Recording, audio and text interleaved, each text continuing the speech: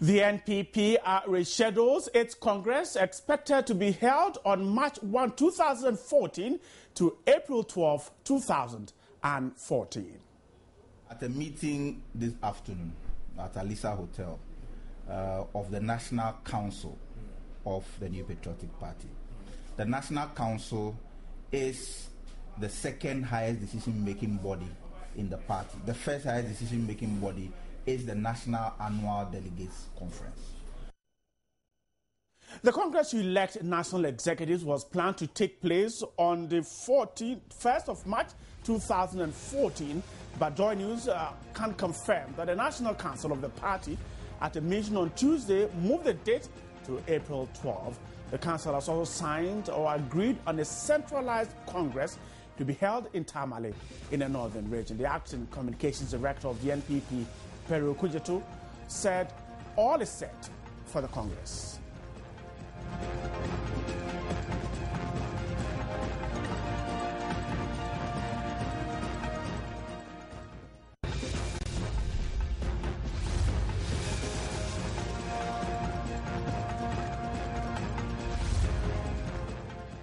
My name is Bright Nanamfu. Thanks so much for staying there for the big story. NPP's national executives had indicated that a centralized election will cost the party an amount of 1.2 million Ghana cedis, while a decentralized one will only cost a little over 150,000 cedis.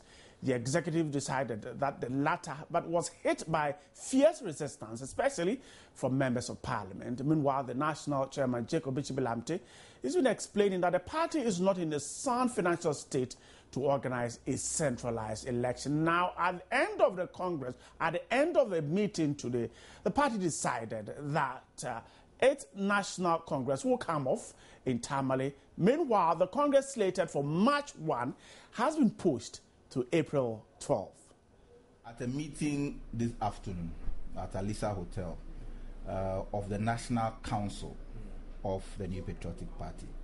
The National Council is the second highest decision-making body in the party. The first highest decision-making body is the National Annual Delegates Conference.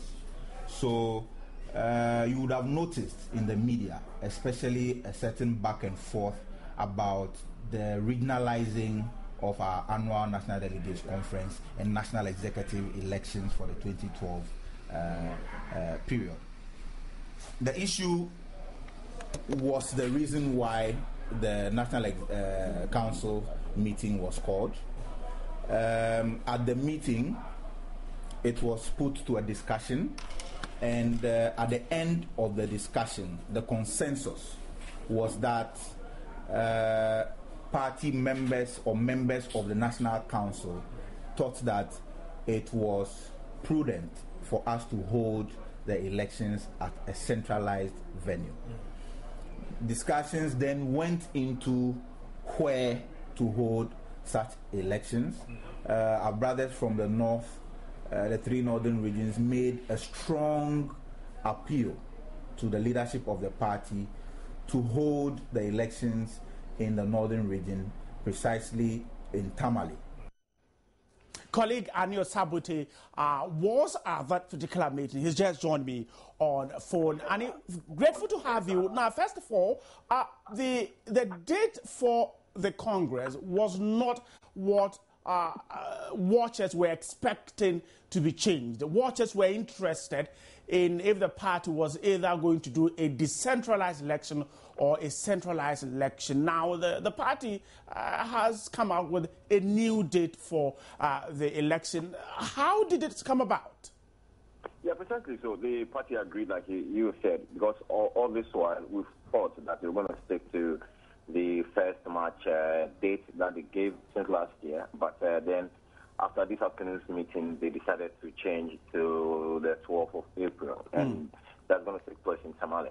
And I think I was speaking to some of the party officials, and even including contestants who are contesting for various positions, and they appear very excited about the new date, because some of them are saying that they need to continue mobilizing resources to be able to sort of beef up the campaign. And but however, the point is also that if you look at the kind of back and forth around that has gone on with respect to whether or not the elections will take place at one particular place or across the region. They thought that, they wouldn't have enough time to even mobilize resources to kickstart the campaign process, put the structures on the ground, and then go in the 1st of March. They wanted everything done once and for all. So for them, they believe that the 12th of April clearly sit with the plans that they have to elect new executives. Was it an issue of raising the funds, perhaps, that motivated the new date? Well, I'm not too sure, but when I spoke to some of them, they also believe that there were two things. For example, with respect to the new day, they also believe that, there are a lot of things have gone on, like I said. A lot of things have been said by some people, for example, not the Kennedy Japan and others. And they believe that they need to iron out all these issues before going into the elections, because if you allow some of these problems and you pretend like they're not happening and they fester, it's going to hurt the fortunes of the party. And therefore, it is important that they go into a Congress as a unified body. They go into a Congress as a unit. They go into a Congress as the people who, we have our differences, all right, but we are able to sit and talk over them and go in there with the same renewed spirit to battle for 2016. So, in the wisdom of that, they believe that, look, from today till the 1st of April, the time is too short, and therefore it is important for us to come back, do our homework, or give members enough time to be able to sort of do the legwork and finalize preparations. Again, like I said, most of the contestants themselves I've spoken to wouldn't want to go on record. Tell me that you're struggling with raising funds to sort of campaign across the country, and therefore, the data that's been given is enough for them to be able to sort of mobilize resources, travel through the various parts of the country to speak to delegates who have the votes to vote for them on April. So I think it's kind of a win-win situation for the party. And Sabute, let me quickly go through some of the figures that I have here. Now, if these figures are right, now the MPs are saying, the NPP's MPs in Parliament are saying that a centralized election will cost the party 686,000. That's according to their own calculation for 5,600 delegates. Now, there is also a figure here that says that a decentralized one will cost a little over 150,000 cities, and then we also have 1.2 million Ghana cities. That is being indicated that a centralized election will cost the party that much. Now, these figures and then what the party arrived at, where do you situate all these figures? Who wants what, and how did they arrive at all these? Well, if you recall again that the letter that Jacob Lam to the party chairman wrote in response to one that was written to him by the MP for some Frederick Opare and where these particular figures came out. And it was at that point that Jacob Lam believed that if they are to hold elections at one place, it's going to cost the party in excess of 1 million Ghana cities. Right. And however, if they do it across the regions, it's going to be like less than that. However, the Opare argument is also that, look, if you do it in the region, it's going to cost more, beyond the fact that, they want people to come in and render an account and give the sales of the party, and also that kind of party unity and the valve or excitement that others also, like Kennedy Japan, are pushing for. They believe that it's going to be more because, for example, if you're in Tamale and you're organizing elections, you're going to hire police officers. Right. You're going to feed them. You need to bring party people out there and cater for them. Maybe in Kumasi, for example, or in Tamale, where the venue has been slated for the Congress. You require, let's say, about 10 police officers. And maybe if there's a budgetary allocation for them, it will be less than, let's say, 10 police officers each across the region. So he believes that some of these factors will go in and it will be much cheaper. Again, Kennedy Japan, for example, if you listen to him, and sometimes his disagreement with the party has to do with the fact that he alone can even mobilize 500,000 cities for the delegate conference, and therefore the rest of the finances will be coming from other party supporters. And I know for sure that the members of parliament themselves, I understand, also contribute to the party. So if indeed, in the wisdom of the party, they have agreed that they have to hold elections at one place, then it's time to reason that they are prepared to cough up the money to organize that, right? Just before I let you go, we saw the issue, the back and forth, like the one you just cited, Jacob Lamte, Opare and as well as Kennedy Japan, all that back and forth. Did you see the party leaving that meeting, having thrown all this behind them and ready to move on? You know, I spoke to a lot of party officials who said there were a lot of camaraderie. I've actually heard opponents who said that, for example, he's very excited to be a member of the New Patriotic Party, especially because of what happened today, because it strengthens his resolve to know that if he has an issue, he can go to the party that he belongs to for them to resolve it. And he believes that, look, the meeting was held in an atmosphere of peace. People came out, they spoke their mind. People believe that this is the decision I've taken. However, they look at the collective interest of the party.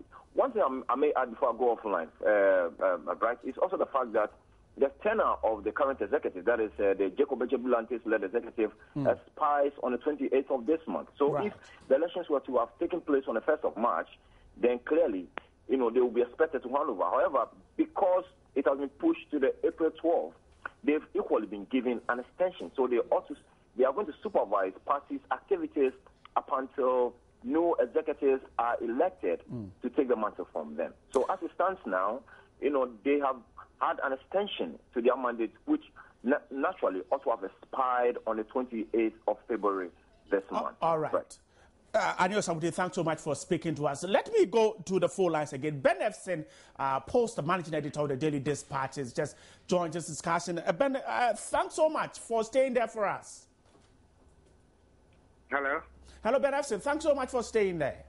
Thank you very much for the opportunity and good evening. Good evening. And would you say that after the back and forth as to go decentralized or to centralize, 1.2 million or 150,000, you think the NPP has been able to reach a consensus as to what to do with their executive elections? Oh, I think that they have. They have. That's why, they've extended the time to April 12th in Tamale. I think they have. It's a matter of now raising the money to meet it and soothing any hurt egos within in the run-up to the process. And you think that perhaps the back and forth will not in any way affect the party? The back and forth, there were two wide positions concerning either centralized form of voting or decentralized. Any honest person will not deny that there were these two positions. That is clear. So if they've agreed, then it is up to those who have won the day to be able to be magnanimous, with those, because the positions were quite entrenched. Would you say that the parties opting for a centralized system of election, perhaps, according to them, they need a lot of money to fix it. So opting for that, perhaps is going to increase the woes of the party financially? I think that MPP, in terms, have got relatively fewer people to finance it. The argument that they made that it will cost 1.2 million Ghana, the MPs have, the minority MPs give a proposal to the National Executive Council that it will be about 700,000. Right. So 500,000 less. That's a huge saving. So between now and then, they will have to let the public and their members see that they'll do a good job with that reduced budget. And if the party is struggling, according to some pronouncement for some members, if the party is struggling in raising funding between now and when they expect to go to Tamale, are they able to do it, to raise enough funding and get things going? Well, from the proposal that I heard from the MPs, yes, they will have to go through a few processes. And I'm sure that once they've decided, people will cough up the money. The issue is going to, as I'm saying, there were two entrenched positions, and let's wish them the best of luck in trying to soothe wounds, because the impression now being created as if some people did not want to have a centralized. I mean, you can't tell me that Sir John or Jacob Delali did not know that they could raise those funds. So there is that possibility of people casting aspersions against other people. These two sides, centralized and decentralized election, the JIC-led executives opted for that. There were some issues, and of course, what has happened today. If you were in a position to prescribe for the NPP, which one would you have? I would have prescribed the decentralized elections because it will raise the party's profile and warmth in the various 10 regions of the country. And so you think that should get the party forward in what it is trying to do at the moment? Yes, the party has gone through a lot of to and fro's, a bit of bickering, and having it simultaneously in all the 3 regions would have done the party a really good job in re-energizing the various levels in the various regions.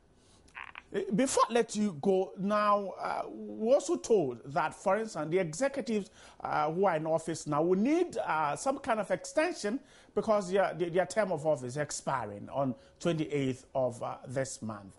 Now, we also heard about some pronouncements asking old executives to go. In all these situations, what is the party doing to its structures as it gets ready to contest 2016? My understanding is that the National Executive Committee asked the incumbent executives to stay in till after April 12th, and they hand over to those who will lose to the new executive. So I think that they've taken care of that by that decision. Ben Efson, thanks so much for speaking to us. And Ben Efson, managing editor of the Daily Dispatch, and Paul Starr there talking to me about the NPP. We're trying to cross over to the PNC and stay on an issue that is also raising some concerns. A group calling itself the Convention Forum is demanding 1.6 million Ghana cedis from the leadership of the Convention People's Party. Now, according to the group, the leadership has failed to account for the money which was donated to the party for its 2012 campaign. That's a year after the elections. The coordinator of the Convention Forum, Atani Adam, is describing the PNC's treasury as terrible, indicating that their last check at the party treasury shows some kind of abysmal situation there. Now, what does the PNC leadership make of this unsavory allegation against the party's reputation? Is there any truth in this? And why and how did this expenditure come about? And what is the party doing about it? We'll be speaking to the PNC very soon there on the phone lines. And we'll be speaking to Haruna Bayariga. He is a member of the PNC. Haruna, are you on the line? Where Haruna is not on the line. No, but we're trying hard to speak to the PNC on this particular issue, and some group insisting that the party needs to cough out 1.6 million cedis. When we come back, we're speaking to the PNC. And the NPP postponing its national executive elections to April 12. A meeting held today decided on that particular issue. Let me play the voice of Perry Okujedu, the acting communications director. A meeting this afternoon at Alisa Hotel of the National Council of the New Patriotic Party. The National Council is the second highest decision-making body in the party. The first highest decision-making body is the National Annual Delegates Conference. So you would have noticed in the media, especially a certain back and forth about the regionalizing of our annual National Delegates Conference and national executive elections for the 2012 period. The issue was the reason why the National Council meeting was called. At the meeting, it was put to a discussion. And at the end of the discussion, the consensus was that party members or members of the National Council thought that it was prudent for us to hold the elections at a centralized venue. Let's wrap up on this particular issue with the PNC. A group calling itself the Convention Forum is demanding 1.6 million cedis from the leadership of the Convention People's Party. And Atani Adams leads that group. Atani, thanks so much for joining us. But 1.6 million cedis, why are you demanding that? Thank you very much, my brother. As you mentioned, 1.6 million Ghana cedi is a lot of money for any political party. We are actually making a call to the leadership of the party, and our calls are very genuine, simply because we think that 1.6 million Ghana cedi is a lot of money that was actually donated to the party. So why are you demanding that? Those monies were supposed to be used to buy motorbikes, to procure motorbikes, and print party posters and stickers for all our parliamentary candidates. Those monies were supposed to be used to pay our polling agents across the country. Unfortunately, as we speak, almost all the polling agents who stood for the party or sacrificed for the party at various polling stations have not been paid. As we speak, none of the parliamentary candidates who contested on the ticket of the PNC actually received even a single motorbike. And we don't know why those monies were actually given to the party and those monies were not actually used for its intended purpose. And so your checks at the party is indicating what? Your checks at the party headquarters is indicating what was that money used for? Come again? I'm asking that your checks at the party headquarters. Our checks at the party's treasury. Our checks at the party's treasury clearly shows that indeed those monies never came to the party, but were actually received by some individuals. We want the leadership of the party individuals of the party? Some individuals in the party. So we want the leadership of the party to actually investigate the matter. As we speak, the party should have been going through its polling station elections, constituency elections, and regional elections. But however, unfortunately, the party is in a financial distress and do not have money to actually run all these elections. And we think that 1.6 million Ghana cedi is a lot of money that if the party has in its account, could do a lot of good for the party. So as young people in the party who are so passionate about the progress of the party, we think that it is time for leadership to actually sit up and investigate this matter. Leadership actually owes us a responsibility to find out who received those monies and what those monies were used for. Right. Atani, once you are out in the media, it means that you have made attempts to get leadership of the party to tell you where that money is. What did they tell you? As a matter of fact, our group have made attempts. As a matter of fact, I personally happen to be a coordinator of the group. I have filed a petition or a complaint officially to the party, and to the party, that's the party's leader, that's the national chairman of the party. Unfortunately, however, none of our petitions have been addressed. No, tell me precisely. Your petition was in a written form. You're saying that it's not been responded to. Our petition have not been responded to as we speak, and we think that the leadership owes us a responsibility to respond to our petition, and it's been long overdue. It's been long overdue. We think the leadership must investigate this matter because 1.6 million Ghana cedi is a lot of money for the party. We're trying hard to speak to leadership of the party, Hassan Bayarega, but we're not able to reach him. Adam Sakani, thanks so much for speaking to us. We'll definitely get you more update on this particular. Welcome back to The Big Story. Time to stay interactive, and Gladys has joined me. We're told a lot of demonstrations around town. And today we're focusing on why we even demonstrate and how effective the police has been in controlling the crowd in such demonstrations. Welcome to the show, Gladys. Thank you, Nana. Right, so in the face of recent police clashes with residents, which have led to many casualties, do you think the police are professional to control protesters?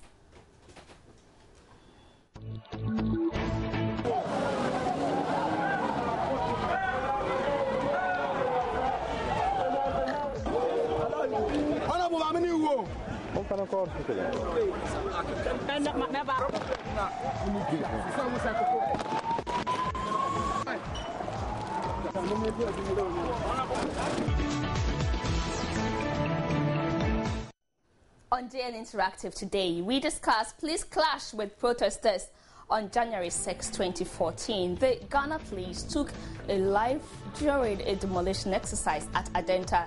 Well, on Monday, February 3, 2014, protesters clashed with police at Kenyase and many were injured. Is the police losing grip of how to control crowd? Are they familiar with laws on the use of force, or are they using the buga force as it is said locally? Well, we will be talking about the police clash and protesters. My name is Gladys Osei Oredu. Let's get interactive right here on Joy News.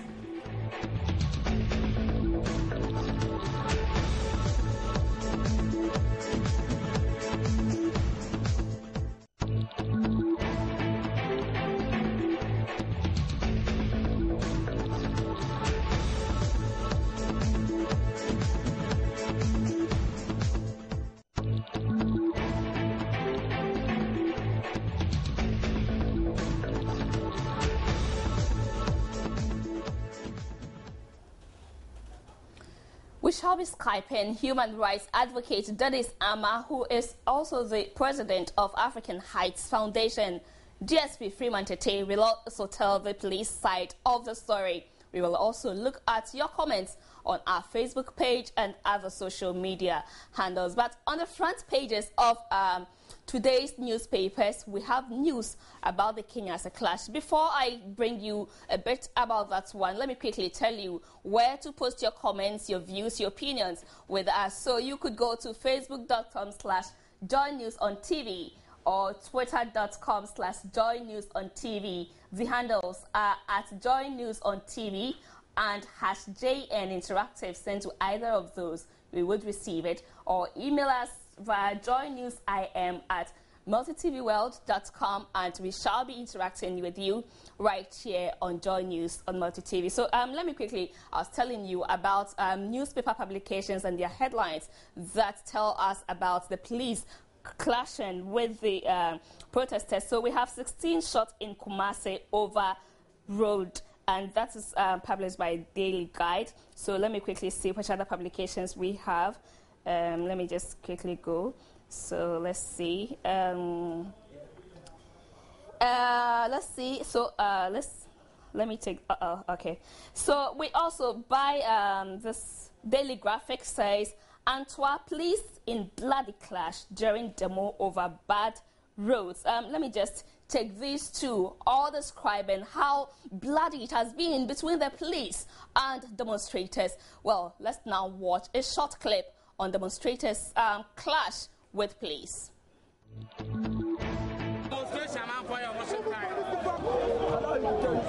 Residents of Kenyase were fed up with poor road network in the area. To amplify their needs to government, they went on demonstration. The demonstration turned nasty, with tear gas and warning shots fired. Some protesters were injured, including police personnel. A life was lost during a demolition exercise at Adenta on January 6, 2014. Police explained the person who was murdered was armed with a machete. Is a machete proportional to a gun? Is the police losing grip on how to control erratic protesters?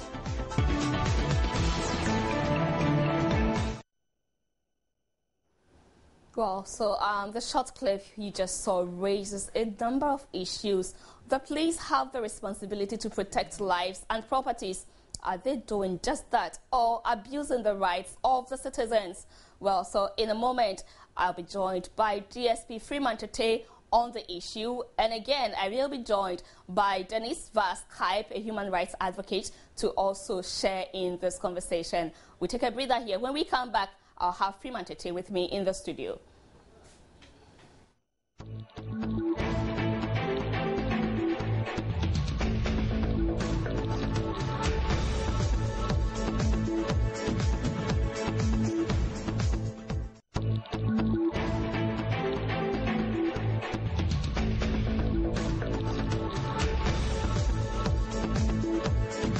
Welcome back. So, like I said, I have DSP Freeman Tete with me in the studio, and he is joining in this conversation with us. You are welcome, Freeman. Thank you. I should be calling you DSP, forgive me. All right, so are you not worried how the police is clashing with demonstrators, protesters?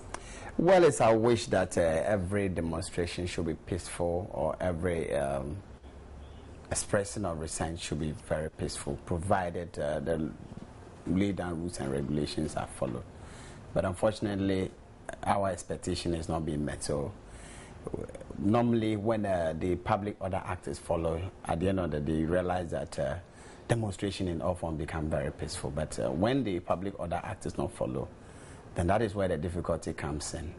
Let's cite the example of Ashama and a few other demonstrations that turned nasty in one way or the other. So you realize that the police were not notified. We never had discussion with organizers of those said demonstrations, so it turned out to be something else. So these are the challenges. So it is our expectation that at every point in time, the Public Order Act of 1994 should be respected by all parties. When you're going out to protect lives and property in such situations, do you have any action plan that you follow the procedure? Surely, it is an institution that is regulated by rules and regulations, and the legal frameworks are there. We are talking about the 1992 Constitution of this Republic. We are talking about the Police Service Act, the Constitutional Instrument 76, among others. They are basic or guiding principles or guiding rules and regulations. Besides that, every operation must come with an operational plan that details the form or the nature that operation should take, and the number of personnel involved, and how it should be conducted. So at every point in time, the commanders must come out with an operational plan, which is more or less a guideline for that operation. And demonstration is obviously an operation. Okay, so we'll be coming back to you, but I quickly want to Dennis has joined us via Skype, and hello Dennis. I'll be talking to him about whether the police. Hello Dennis. This is sad. Just when I'm talking to Dennis. All right. So DSP, tell me, we have standards. At least you heard the story. A machete, as the police said, the person they killed at Adenta was armed with a machete. Is the AK-47 you hold anything compared to the machete? Well, let's not just isolate that individual. It's just painful for us to be recollecting this because a human life has been lost. But at the end of the day, we have to revisit that particular thing. We try to shy away from talking about that because it's a case that we felt the public must understand us. Unfortunately, we don't expect everybody to be on our side. But at the end of the day, we have to tell our story. We have to let people know what has happened. And then investigation is being called into it, obviously, because at the end of the day, at any time a bullet is fired, they have to institute an administrative inquiry into it. So it's ongoing. But what I want to say is that it's not a matter of just one person holding a machete coming after the police. A group of people, some armed with machete and some with guns, attacking a section of a demolition team that is being policed. So unfortunately, one person's life was lost. We always believe that it's better we arrest and then prosecute said people, because even hardened criminals, it is our joy to arrest armed robbers, so that if you arrest one or two, it will lead you to arrest others who are hiding, or it's a gang. I think when we kill them, it becomes a problem for us because we end up losing the rest. But I also know that there are various methods you apply even before the use of gun. I'll be coming to you for that. But Dennis has joined us via Skype now. Dennis Ama, and he's a human rights analyst, and he loves human-related issues. Hello, Dennis. Yes, hello, Dennis. hello. All right. So, Dennis, are you happy with how the police are handling demonstrators these days? Certainly not. In the first place, I think we should congratulate the police in the work they are doing so far. It's a very difficult responsibility that they have. But in recent months, it's been a very terrible series of episodes of police brutality against citizens of this country. And I think that it's our duty as citizens to continuously monitor such events and draw the attention of the police to it. In the first place, you find out that there is always an inertia for the police to grant permits for people to embark on demonstrations. And that, right at the beginning, undermines the trust between the society and the police. If you observe what happened at Kenya, for example, that was a case in which the community was entirely united. This was not a factional demonstration or protest where you had opposing factions. The community was united. So if there was adequate communication between the police and the citizens of Kenya, there was no reason why we should see such brutality being meted out against a united citizenry who are protesting for amenities that they are entitled to, and which should be something that the police themselves should be interested in. Are there standards you think the police should be applying that they are not doing? Definitely. In addition to the standards that the officer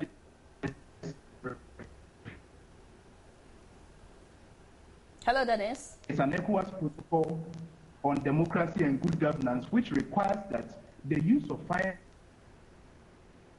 and should always be proportionate. In some cases, you realize that the use of firearms almost happens right at the beginning of protest degenerating into violence. There should be other means of crowd control before the police resort to firearms. In some cases, there is even no need to have firearms used at all, because the police come to the protest well prepared and equipped to handle the crowd, which often do not have firearms. So if the police are facing a crowd which has no firearms, and firearms are used right at the beginning, it is hard to justify the use of force in such a situation as being proportionate to what the crowd may have done, which may not be the right thing to do. But the response of the police is sometimes not proportionate. And often when there are queries about this from the society and the police institute investigations, that was the case last year after a video leaked of police brutality at cantonments, and the IGP ordered an investigation in June. In November, when the results of the investigation were announced, the police refused to publish the report as a whole. And this is a conclusive report.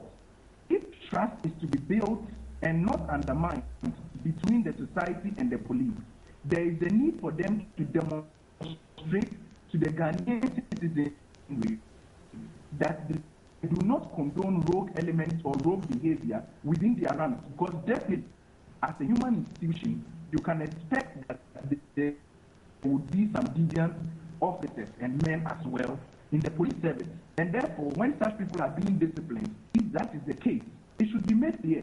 Indeed, in that press conference which was held to announce the conclusion of the investigation, the only case in which the police seemed to be definite about conclusive action being taken against officers was the shooting incident on another police officer at Winneba. And that itself demonstrated how low the standards of the operation of police can be.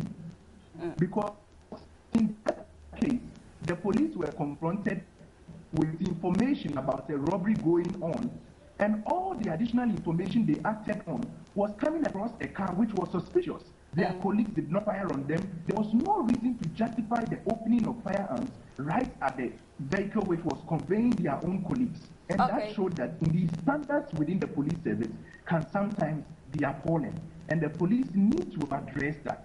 All right, so luckily, Dennis, we have DSP Freeman Tete right with us in the studio. So it's an opportunity for you to address that. He says that there are other methods to apply even before the use of the gun. So could you take us through, and let's see if you have been justified with how you issued out bullets.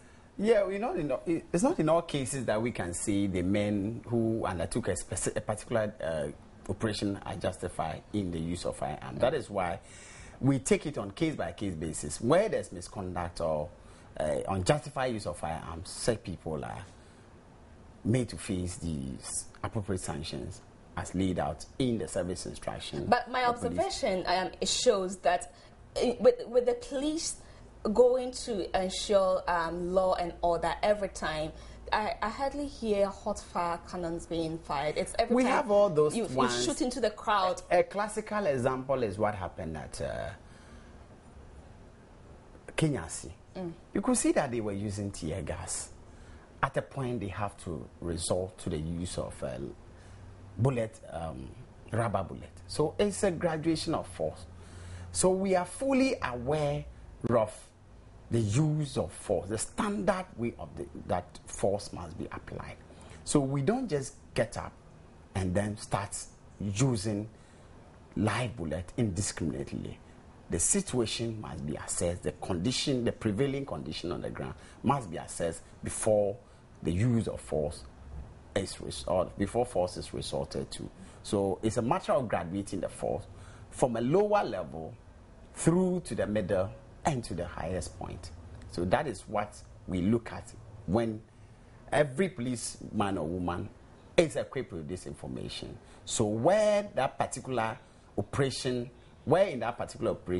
this standard is not adhered to, then there's obviously a misconduct somewhere, and the appropriate sanction will be applied. So the investigations that are being conducted into the Adenta shooting, one person lost his life, is it going to be handled the same way the police took up the investigations? Let me make it clear that let's not make people complacent sometimes. We must be very honest.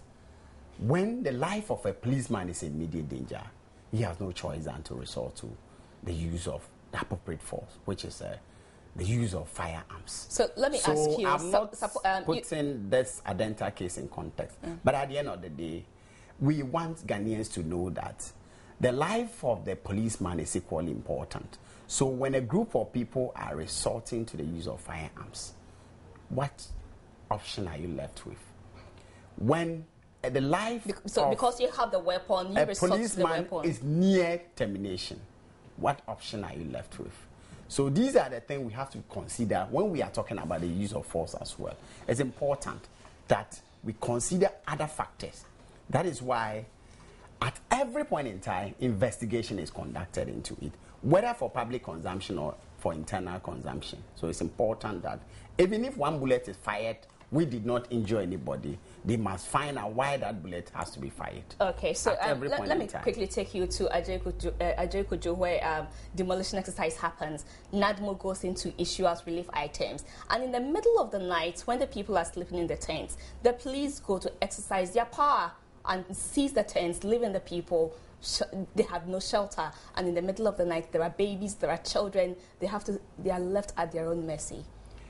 Is that appropriate? Well, these are allegations that have come forward, and the police administration is looking into. We have the footage, so it's not just an allegation. Well, that is why it's important that the police administration look into it, so that where somebody is culpable or has misconducted himself, then that person will be dealt with. But at the end of the day, I believe it's not a matter of being comfortable. I don't think I have the capacity to talk about it because I'm not equipped with information on this particular one, even though we all saw the footage. But I believe it has come to the attention of the police administration, though it will be looked into. DSP Freeman Tete, thank you very much for your time spent with us in the studio. We hope to continue this conversation some other time, but I'm not letting you go yet. There may be a few questions from our viewers for you. So let me quickly go to WhatsApp and take some messages. Perhaps you have some questions for DSP to quickly run you through the answers before we let him go. So let's see, who do we have? WhatsApp. So Never Send Baden says, so confusion everywhere. Never Send, so confusion everywhere. Let's see, okay. Nayas Champon says, the situation was quite unfortunate and awful. Hoping for calm and peace in the area as my district from Nayas in Tonso. Okay, so there will be peace, Nayas. McDonald says, people are funny, pa. Are you the only citizens of Ghana? We all have bad rules, but government should be allowed to do one thing at a time.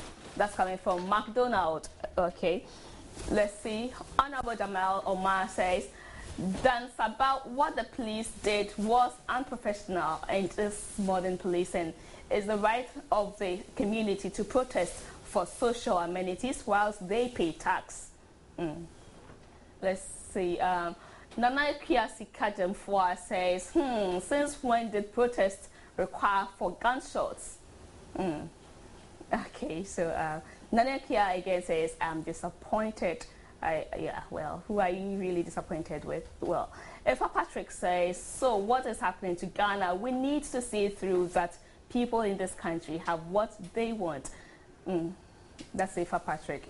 All right, let me just take one more and quickly. Owuswan San Cadmiel says, hey, Ghana. All right, so let me just go to Facebook and see what you have been saying on Facebook also, if there are any questions. So, as usual, in the face of recent police clashes with residents, which have led to many casualties, do you think the police are professional to control protesters?